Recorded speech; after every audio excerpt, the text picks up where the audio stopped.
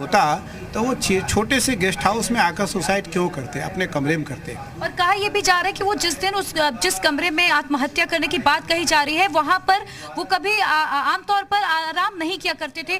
क्या ये कहीं प्रॉपर्टी विवाद तो नहीं, क्या सिर्फ एक प्रॉपर्टी की लालच में तो इस तरीके की एक कहानी नहीं गढ़ी गई, ये पूरी साजिश करी गई है?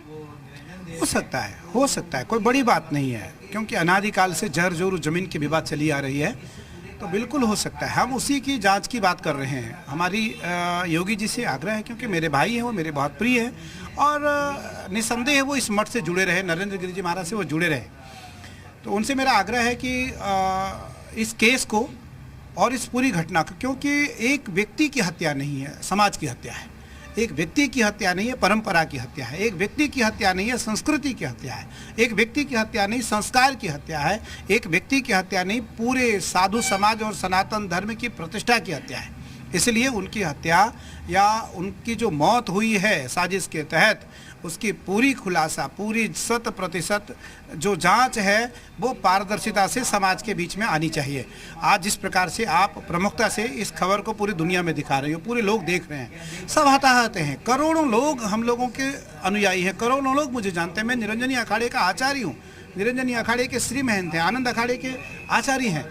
आप ये देखो कि 3 हमारे अखाड़े के बड़े आचार्य, सचिव और आनंद के आचार्य, इनसे बड़ा पद नहीं होता अखाड़े में। अब सर एक बात ये भी आ रही है, जो वसीयतनामा लिखा गया है कि किसे क्या देना है, बलवीर गिरी को उत्तराधिकारी घोषित किया गया है। कहा आनंद गिरी की ओर से ये कहा जा रहा है कि मुझे सिर्फ एक मोहरा मात्र बनाया गया। तो क्या कहीं ऐसा तो नहीं कि जो बेहद करीबी लोग रहे वो पद की लालच में ऐसा कुछ हुआ हो? मेरी बहन, मैं वसीयत की बात ही नहीं करता हूँ, मैं तो उस फर्जी साजिश नोटिस की बात कर रहा हूँ। वो सुसाइड नोट नहीं, साजिश नोट है। नरेंद्र गिरि जी महाराज, आपने देखा, उस पत्र को पढ़ा होगा, जी न्यूज़ बहुत प्रमुखता से उस सारे पत्रों को पढ़ा और दिखाया। उस पत्र में जितने भी वर्ड्स लिखे हैं, जितने भी अक्षर लिखे हैं, उसमें बहुत सारे अक्षर ऐसे लिखे गए हैं जिससे प्रतीत हो रहा है कि कोई बड़ा एजुकेटेड व्यक्ति उसको पत्र को लिखा है या उसके देख रेख में लिखा गया है। तो निस्संदेह यह पत्र नहीं, साजिश है और उनकी मृत्यु नहीं, उनकी हत्या है और मठ में उनकी हत्या हुई है। तो निस्संदेह ऐसे लोग पाए जाएंगे जांच के घेरे में जिन पे कभी हम लोगों का विश्वास नहीं होगा, वो लोग हमारे बीच में आएंगे और आपके माध्यम से ही यह भी खबर पूरी दुनिया देखेगी कि यह हत्या थी और ये साजिश था। मठ की परंपराओं को खराब करने के लिए, संपत्ति को हड़पने के लिए, उसके कारण देश और समाज की संस्कृति का नुकसान हुआ। नरेंद्र गिरि जी महाराज अखिल भारतीय अखाड़ा परिषद के राष्ट्रीय अध्यक्ष थे। बहुत बड़ी संस्था है, भारतीय परंपराओं में सबसे बड़ी संस्था है और हमारे निरंजनी अखाड़े के सचिव थे। मुझे लगता है कि वो श्री महंत थे और अखाड़ा परिषद के अध्यक्ष थे।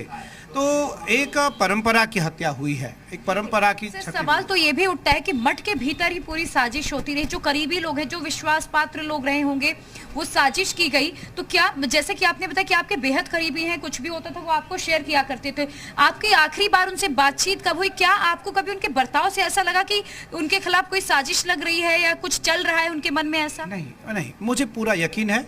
मैं 16 तारीख को रायपुर छत्तीसगढ़ के प्रवास में मुझे जाना था और 16 तारीख को, तो 13, 14, 15 इन 3 दिनों में उनका फ़ोन आया है मेरे पास और वो मुझे सरकार कहते थे, मैं उनको सरकार कहता था।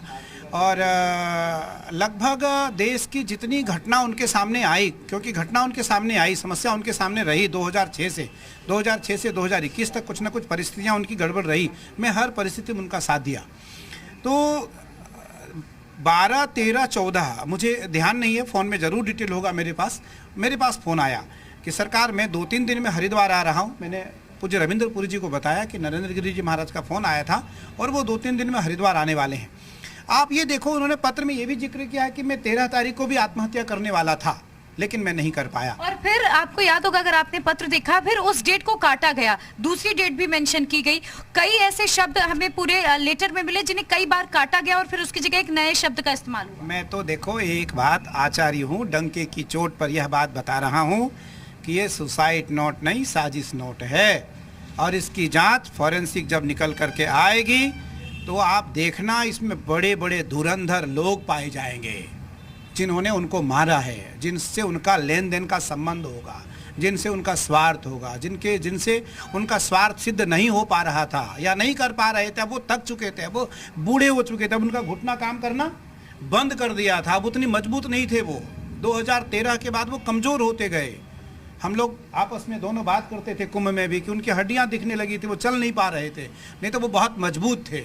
इसलिए उनकी हत्या हुई है, उनकी आकस्मिक मौत नहीं है, सुसाइड नहीं है, उन्होंने कोई सुसाइड करने वाले आदमी नहीं थे। वो तो उनकी गर्जना से लोग मरते थे, जिन्होंने भारत के खिलाफ, भारत के उन द्रोहियों के खिलाफ आंदोलन किया हो, जिन्होंने फर्जी शंकराचार्य, फर्जी महात्माओं के खिलाफ आंदोलन किया हो, जिन्होंने फर्जी महात्माओं को घोषित किया हो देश में। आज तक अखाड़ा परिषद का अध्यक्ष कभी ऐसा नहीं हुआ कि कोई भी अध्यक्ष आया हो जिन्होंने इतनी मजबूती से अपनी बात रखी हो और वो व्यक्ति आत्महत्या करेगा, नहीं, कदापि नहीं। क्योंकि मैं कह रहा हूँ कि मैं 3 लोग, हम 1 2 3 बैठे हैं यहाँ, तीनों अपने परंपराओं के प्रमुख हैं।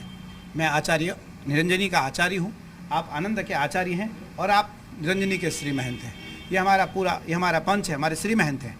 सभी लोग उनसे जुड़े हुए थे, वो आत्महत्या करने वाले नहीं थे। इसलिए हम सभी का एक सवाल केवल है कि उस सुसाइड नोट जिसको देश और समाज के लोग कह रहे हैं वो साजिश नोट है, उसकी पूरी खुलासा हो। और देखिए उसकी लगातार जांच भी आगे की जा रही है।